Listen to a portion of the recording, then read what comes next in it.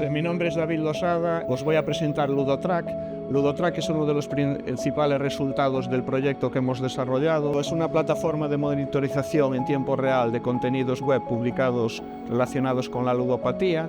Esencialmente analiza información de 3 fuentes distintas, de noticias, de redes sociales, por ejemplo de Twitter, y de foros especializados en ludopatía.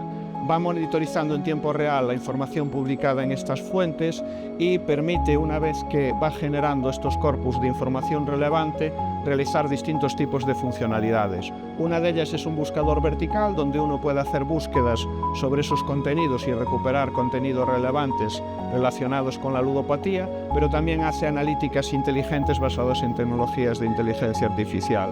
Por ejemplo, analiza automáticamente la presencia de signos tempranos de ludopatía, distintos de las evidencias relacionadas con estos trastornos según categorizaciones internacionales de los trastornos de ludopatía.